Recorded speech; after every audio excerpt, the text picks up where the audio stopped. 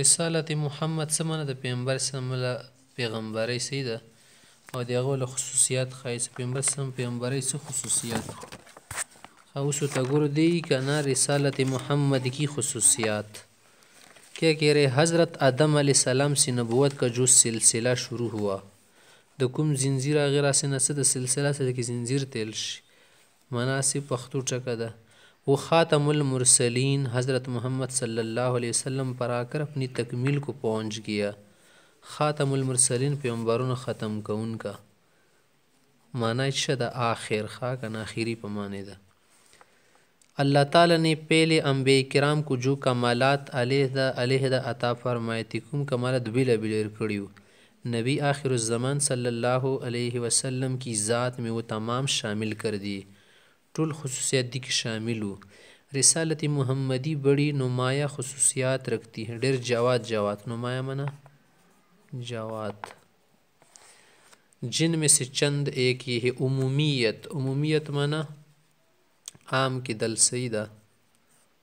آر زوی کی دی ولا پیغمبر ایدا مخ کی پیغمبر خو قوم تراتلو کنه ایمو پیغمبر ټول امت د پاره د قیامت پر څومره خل رسی هغه که افریقی ای که امریکې ولا خلک وي هغه که هندوستان وي یا د ترکستان وي صحیح شو دغو ټولو خلکو دپاره نبي ده عربستان وي که تاجکستان وي صحیح ده ټولو دپاره ده او مخکې پیغمبرانو صرف ویله کې دپاره ځکه وتل شي عمومیت معنی عام کېدل رسول اکرم صلی اللہ علیہ وسلم سے پہلے آنے والے انبیاء کی نبوت کسی خاص قوم یا ملک کے لیے ہوتی تھی وہ ملک دا پارا وہ مگر آپ صلی اللہ علیہ وسلم کی نبوت قیامت تک کی تمام انسانوں کے لیے اللہ تعالیٰ فرماتا ہے دا اللہ ارشاد دا قل و تو پیغمبر یا ایوہ الناس اے تمام دنیا خلقا انی رسول اللہ الیکم جمیعا زتا سٹول طرف تا پیغمبر یما پہلی شریعتوں کا نسخہ ایدی نبوت دا خصوصیات سمح کی څومره دینونه دي که نه شریعت دین تیل شي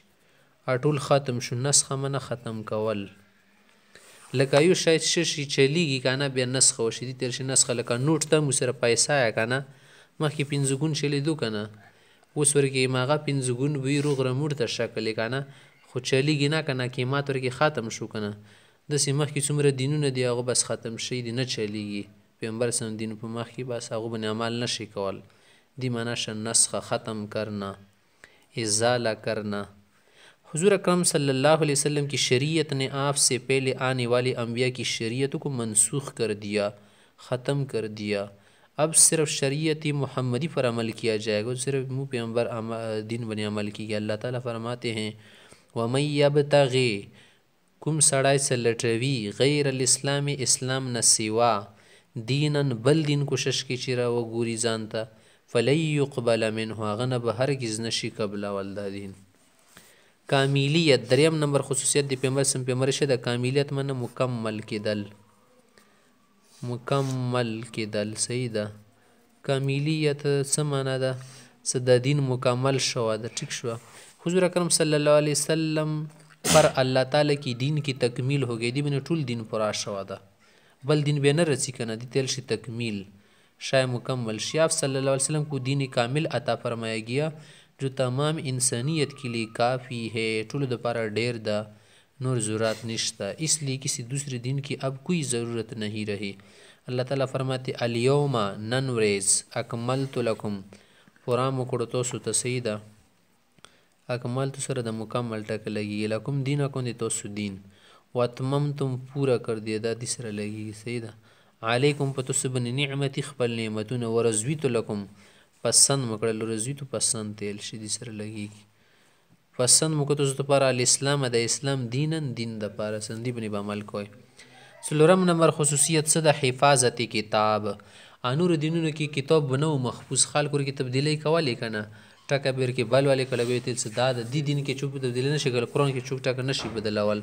بدالې کې پاتې لگेगी حدیث کې ټکه نشي بدلول ڈائریکٹ خلکو ته پاتې لگेगी پہلے انبیاء پر نازل ہونے والی کتاب یا تو بالکل ناپید ہو چکی ہے بالکل رک شہید ناپید مانا ورک سارا اس میں لوی گنا یہ اپنی اصلی صورت میں باقی نہیں رہی کیونکہ ان میں بڑے پیمانے پر بغاٹے پیمانے میں رد و بدل ہو چکا ہے بدل شہید جس سے ان کتابوں میں صحیح اور غلط تعلیمات اس قدر گڈ مڈ ہو گئی ہے گڈ مڈ نہ دخل ٹکا گڈ مڈ ګډوډ شي د ګډوډي تیل شي. صحیح ده. گڑمڑ منا گڑوڑ. ماٹا کا د خازمی میں سیدھی زواو ده کہ صحیح کو غلط سے جدا کرنا بے حد مشکل ہو گیا ہے،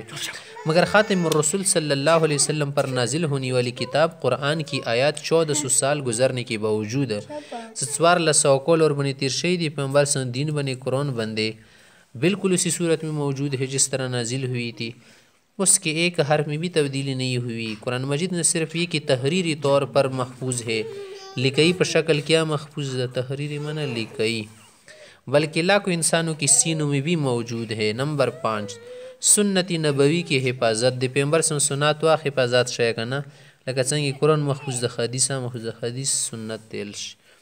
اللہ تعالیٰ کی طرف سے رسول اکرم صلی اللہ علیہ وسلم کی سنت کی حفاظت کا بھی عظیم الشان انتظام کیا گیا ہے. ډیر غاٹ، عظیم الشان منا غاٹ. ہر دور میں محدثین کرام کی ایسی جماعت موجود رہی جس نے سنت نبوی کی حفاظت کے لیے اپنی زندگی وقف کر دی. خپل زندگی ورته چکړې وای لګولې. وقف منا خرچ کول. چونکہ سنت قرآن مجید کی شرح ہے. دو دی قرآن مجید شدہ گائیڈ دا شرح منا گائیڈ خواہن گائیڈ تیلش جو قیامت تک انسانوں کے لیے سرچشمہ ہدایت، سرچشمہ چینی تیلش. اس لیے اللہ تعالیٰ نے جس طرح قرآن مجید کی حفاظت کا انتظام کیا اسی طرح سنت نبی کی حفاظت کا انتظام بھی فرما دیا. بس